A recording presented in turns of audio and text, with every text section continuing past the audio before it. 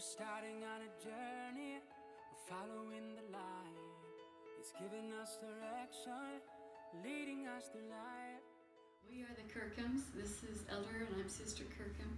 We have been able to serve other missions in the church. And when we were finishing our last mission, we pled with the Lord to please open the way for us to serve Him in a meaningful way and to be able to have the honor, the sacred privilege to wear a name tag one more time.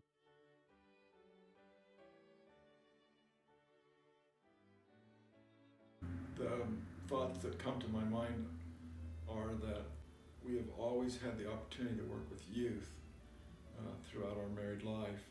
Sister Kirkham was Stake Young Women's President in 2 different stakes at a very young age, and she always served in the young women. And then we were involved with the young men and scouting a great deal in that process, and through the opportunity to be involved in the Idaho Pocatello mission for a season. We have made great connections throughout all of southeast Idaho and know and love a lot of people. And we feel like that's helped prepare us to a great extent to be involved with the service missionaries now, because every time we go somewhere on mission business, we run into people who we've known and loved and served with, and they have been able to help us, and we've been able to help them with people they know or young people that they feel might be in need of the opportunity to serve a service mission. So I think the Lord's prepared us with that opportunity throughout our whole life. Even though we're not as young now, we have had the privilege to be with the youth our whole lives. And it's a great honor for us to serve. And we think the Lord has something maybe we can teach, I don't know. And a lot we can learn.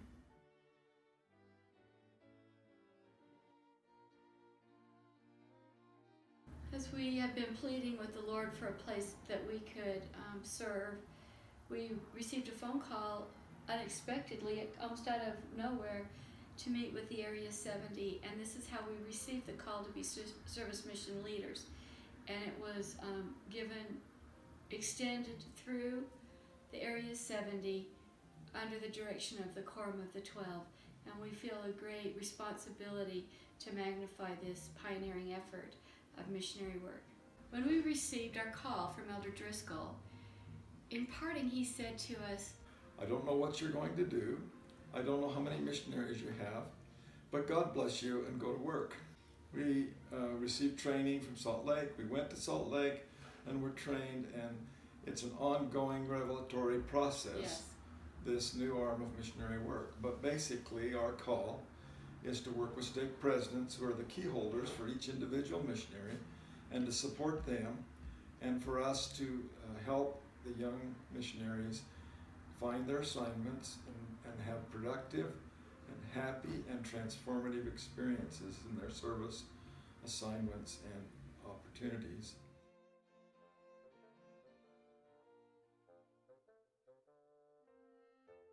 the Lord keeps His promises.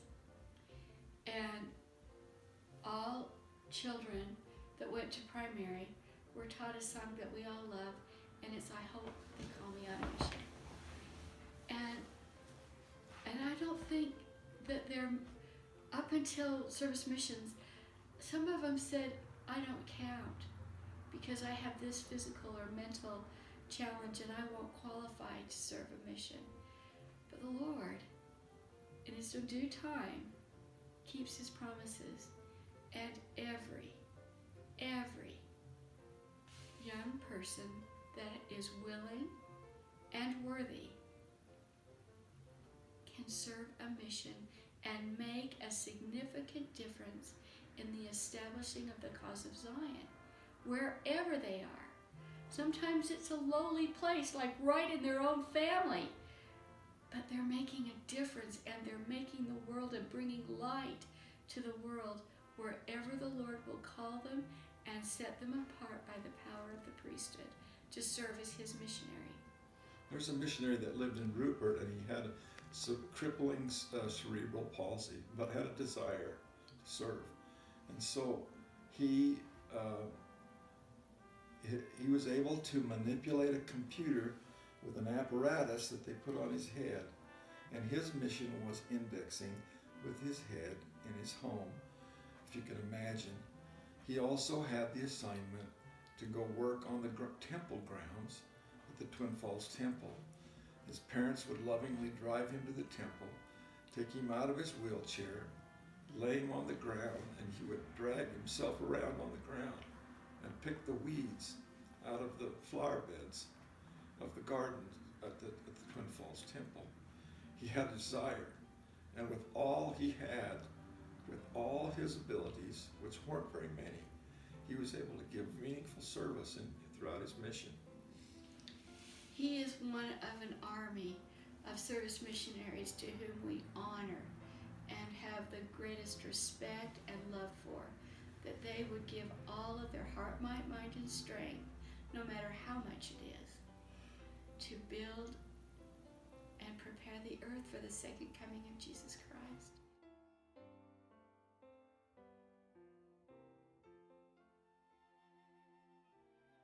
There was a missionary recently in one of the food banks, and there was a lady working there who was aggravated with him. Every day he went there, she was aggravated with him. And he finally went up to her and said, "What have I done to you? What's the problem?" And she says, "I know what you're after." And he says, "What? What am I after?" And he says, "Oh, I know what that tag means. You're just going to try to convert me, and I don't want anything to do with your church." He says, "No." He says, "You need to understand that my opportunity to serve is to serve, not to proselyte. It's against my rules to try to proselyte you." And the lady said, "Really?" "Yeah, really." "Well, that's kind of neat. Do you mind if I ask you a couple questions?" So he's had opportunities to serve. We were in Grace, Idaho recently, and we had the opportunity to speak at a sacrament meeting about service missions. And we noticed that down on the right side of where we were, of the congregation, there was a little girl there that was kind of weepy and crying. So after the meeting, we rushed down and thought maybe we said something to offend her. And she says, "No," she says, "I'm be a full-time missionary." And she says, "I didn't know how that would be." And then she reached down and pulled up her crutches and showed us her crutches. And she says, "Now I know how I can be a full-time missionary." So the Lord has prepared this for lots and lots of young people, no matter what their abilities. Now, clearly not all service missionaries are crippled or have severe health problems. Some the Lord has specific needs that they have in mind for them. There was one sweet sister that was serving a full-time proselyting mission who recently was reassigned at her home to be a service mission. She had a hard time figuring out why, but in a short time found out her father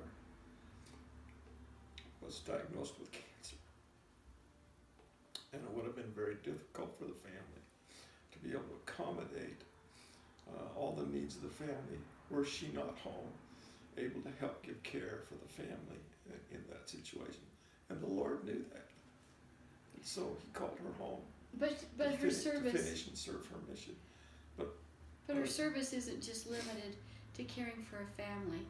She soon will be trained to help people with family history throughout all of North America, serving right from her own home.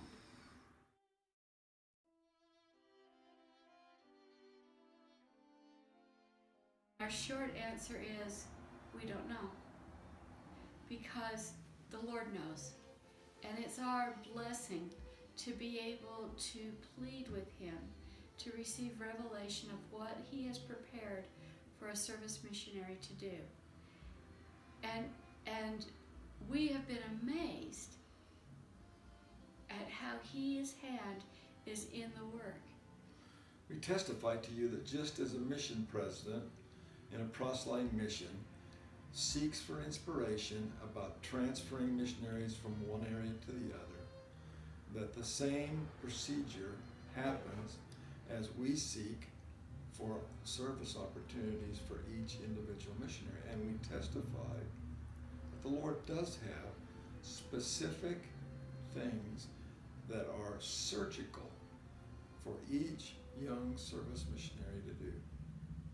We've seen it over and over again, and we've been amazed as we, in our feeble ways, try to identify those, and then the Lord leads us and says, come on over here, you weren't looking in the right place. Here's what I want that person to do.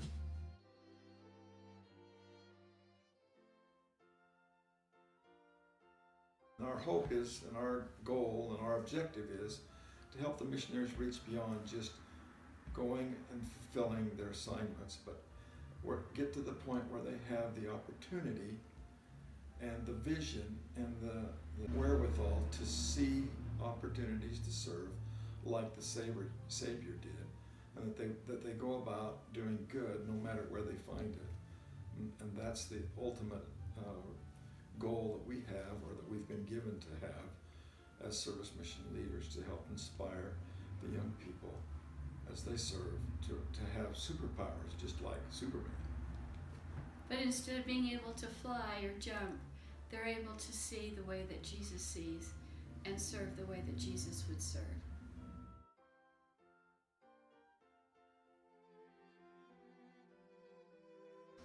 One of the greatest blessings I think we've seen as we've observed for this short year and almost half of what service missionary in the home can do is it changes the home. Over and over and over again, we've seen how the atmosphere that's in the home where a service missionary is living changes. We've seen televisions be turned off, the type of music listened to changed, the games and so forth that they've played different. We've seen people's health improve. Family members' health improve. There's one father that had an oxygen tank and was promised in a sweet blessing that the stake president gave to the father as well when the missionary was set apart, that his health was improved as he supported his missionary. And that man he's not using his oxygen tank anymore. There's miracles happen, and the atmosphere of the home completely changes as a full-time, set-apart missionary is living in the home. So it's one of the benefits for anyone seeking after the opportunity to be a service missionary that will happen. It's their home life will improve.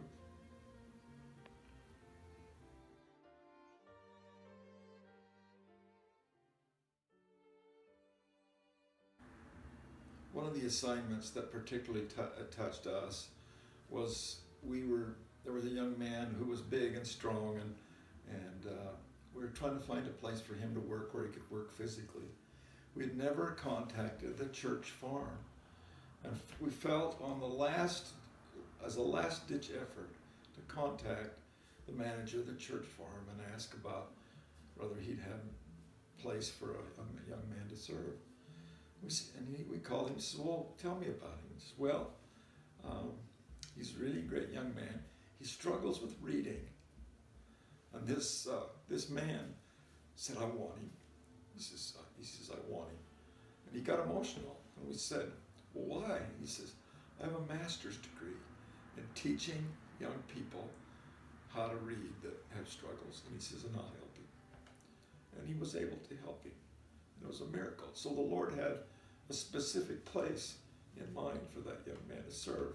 And it benefited both the manager of the church farm and the young missionary, who both profited by the assignment.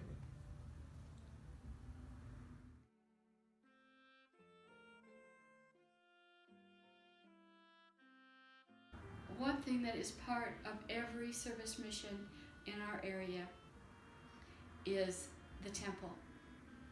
Whether it be as a patron, as an ordinance worker, or as one who is researching out their kindred dead or helping others to do it. And so for a service missionary, they get to serve on both sides of the veil. They get to help people that are trying to get on the covenant path or need help on the covenant path in this life, and those that are trying to do the same on the other side of the veil. The basics of what a service missionary is, they've asked them to do, is to serve in church operation functions such as the Bishop's Storehouse, or in the Family History Library, or in the Desert Industries, or in community venues that are non-profit organizations. And we have several of those that we have missionaries working in. But as these sweet missionaries have the opportunity to fulfill those assignments, they touch people's hearts.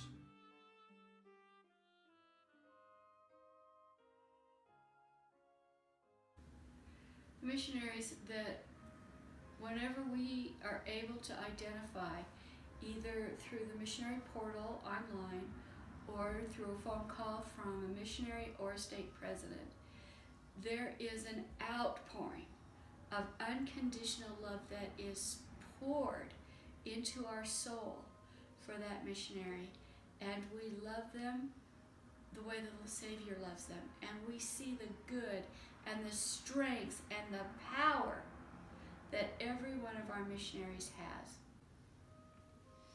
We've had the opportunity to be involved in leadership roles in two proselyting missions, the Idaho Pocatello mission and the Mexico Cancun mission, and now with these service missionaries. But we were told in Salt Lake that as we worked with service missionaries, that we would work with perfect missionaries. Perfect missionaries. And we've seen that already in our lives, because the service missionaries have a pure desire. Every one of the service missionaries we've had the opportunity to be with has that pure desire, and that makes them perfect missionaries.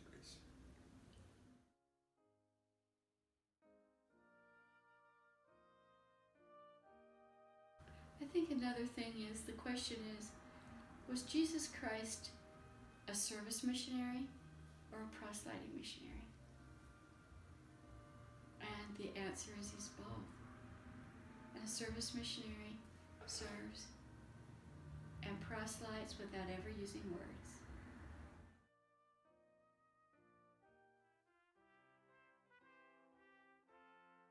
I feel like one who has had the blessing to wear a missionary tag and feel the power that being set apart as a missionary for the Lord and Savior Jesus Christ is an unequaled feeling that cannot be duplicated any other way.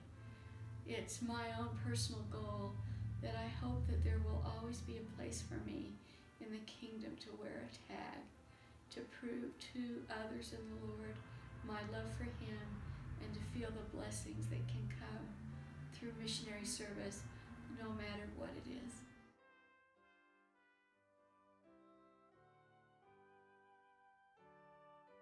There's two missionary hymns that I love. The first one is High on a Mountaintop. But the other missionary hymn that I love is Sweet is the Work. And it's because the missionary work is sweet. And I just love that great missionary anthem, Sweet is the Work, my God, my King.